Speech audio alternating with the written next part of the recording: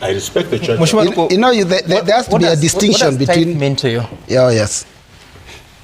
It's taking in the Bible what the Bible says about the tithing. I'm not asking the Bible. I'm asking. I'm not a reverend myself.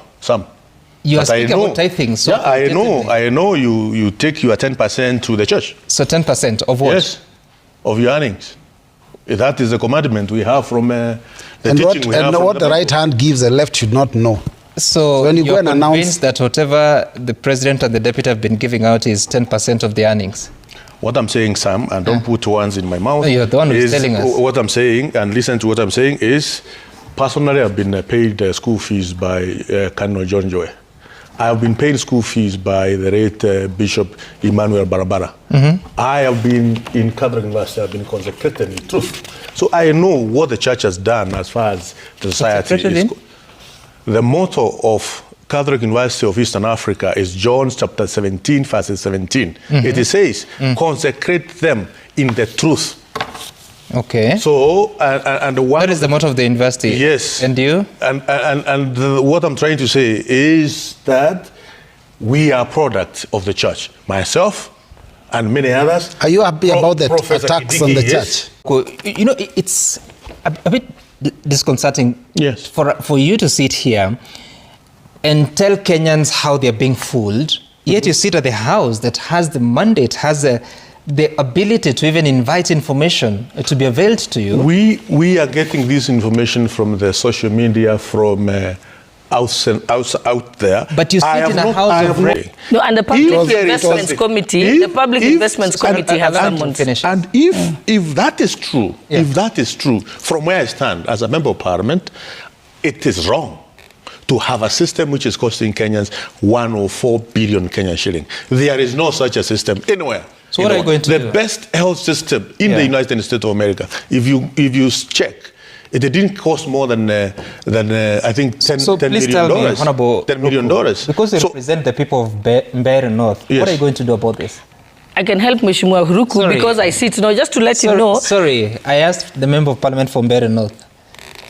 I will ask a question in parliament for the minister in charge to come and tell us how much is costing for the system. Can you hold? I can do that tomorrow. I don't want to enumerate the number of situations where His Excellency the President himself has been named, in scandals that involve corruption. From the time he was Minister for Agriculture to the period when he was the Deputy President and was attempting to grab land belonging to Langata Primary School. So at the top, if the person at the top is not clean, then unfortunately the system gets... Were those allegations ever confirmed? He did confirm them himself on national TV. For a long time, he kept saying that he had no connection with the hotel next to Langata Primary. But one time on national TV, he confirmed that was his hotel. He's actually a part owner of that hotel. And that was the management that was attempting to grab the land of Langata Primary School. It's in public domain. Our children were tear gassed and beaten up by police in attempt to grab that land. So I'm just saying that when it comes to the fight against corruption, it must start at the very top. When Kibaki was there, there was an attempt because people felt the president, Kibaki then, and his deputy, his vice president, Kalonzo Musyoka, people felt that these are clean people, and so they felt that it was possible to fight corruption together. If there's a problem at the top, it's very, very difficult to deal with that. But I'm also happy, Sam, that Honorable Ruku has seen the light. He just said he's going to be defending the people against those, harsh situations like this 104 billion for the health cover. I'm happy that he's able to do that. I hope he doesn't join the bandwagon of Kenya Kwanza members that are going out there fighting the church, because the church said they don't want corruption in church. So I don't know whether he'll also make sure that we protect the church together, because now the next fight is against the church. You've heard over the weekend, I mean, the church says, and Sam, that we're talking about corruption here. When it comes to corruption, let me say this. But it's about politics. It's about our lives. When people take money to church, and they go and donate, $1 million, $2 million, $3 million, $5 million, it puts pressure on all their political opponents to also do the same. So where does that money come from? Who earns that kind of money? Not even the president earns that kind of money.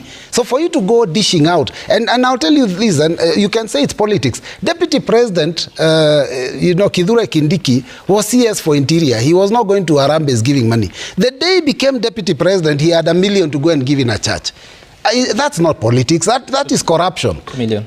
2 million. He had 2 million to go and give in a church. He didn't have that when he was CS. That's corruption, because we have said the law is very clear that you cannot be taking money to churches and announcing it. And in fact, the churches also have to help us in that fight. For the benefit of Mbui, let me say this, but that you will not be fighting the church. Professor Kithure Kindiki is a son of a reverend. Yeah. All the fees paid for him and his siblings came from the tithe, from the Christian. His father is a reverend and has been a reverend from the time he was a young man. You don't know that with certainty. No, I know with certainty. I know that his school fees was paid from tithe. Yes, his father has been a reverend and he has never done any other job. From the time the Mzee Kideke was a young man to today. He's still there. He's a reference. So tithe is different from Harambes. Let me say something. Yeah. When you see Professor Kindiki and William Ruto tithing the church, is because of where they come from. Also myself, I'm a product of the church. I respect the church. There has to be a distinction between. What does tithe mean to you? Yeah, yes. It's taking in the Bible what the Bible says about the tithing. I'm not asking the Bible. I'm asking. I'm not a reverend myself. You are speaking about tithing. So yeah, I know you take your 10% to the church. So 10% of what? Yes, of your earnings. That is the commandment we have from the teaching we have. And what the right hand gives, the left should not know. So when you go and announce that whatever the president and the deputy have been giving out is 10% of the earnings. What I'm saying, Sam, and don't put words in my mouth. No, you're the one who's telling us. What I'm saying, and listen to what I'm saying, is personally I've been paid school fees by Cardinal John Joy. I have been paid school fees by the late Bishop Emmanuel Barabara. I have been in Catholic University, I've been consecrated in truth. So I know what the church has done as far as the society is. The motto of Catholic University of Eastern Africa is John chapter 17, verses 17. It says, consecrate them in the truth. Okay. So, what is the motto of the university? Yes. And you? And what I'm trying to say is that we are product of the church. Myself and many others. Are you happy about the attacks on the church? Okay, and William Ruto, he will not be where he is today without being brought up properly in a church. To be honest, so we respect Mheshimiwa Ruku, the church. I was not intending to even get to this conversation. I don't even know what we are talking about here. But you brought it about tithing and 10% of income, and Kenyans have been asking those questions, and they are concerned that the amount of money that is being dished out in churches by the political class, it is beyond their earnings. That's for sure, if you're to even take a simple calculation at a time that we're still fighting corruption. I don't know the earnings of President of the Republic of Kenya, and I don't know the earnings. His salary is known. Probably as many other business he run. I understand he sells chicken. I don't know. So I can't tell his total earnings as a person. I don't know. Okay. So probably if you know, you can tell us. Hey, asking questions. Just for you to close that conversation. Yeah. I think I said this before, that giving and tithing is personal. It is between you and your God. The manner in which you do it, the manner in which you want to present it is personal.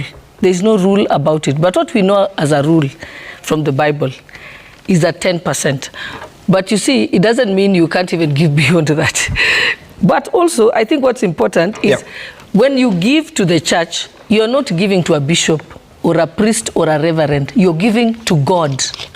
And it is for God to judge whether God will find your offering acceptable or not acceptable. It's not for us as human beings to judge someone's offering, because offering was not to me. And it's not for the bishop to judge it. That is between you and your God. So you may give, but it is God who finds it acceptable. So I don't know why we have reached the point where now we are discussing that this offering is not acceptable and that is not acceptable. When it's made in public, what are Kenyans supposed to do with that information? No, I'm saying they can speak about it, but I'm saying it's something that I've always told myself. It is. I do not judge people's giving. Especially I think it's not. Especially when it's done in private or in secrecy, right? Yes. Sorry. What do you say? So I'm just. I don't see. I don't see how I can get myself into that conversation of discussing it, because the money is to God. So I do not know whether I'm not God to know whether it's acceptable or not acceptable. If it's done in public, what are Kenyans supposed to do? Kenyans can choose to, if they want to discuss it, they can. I'm just talking about myself personally. That's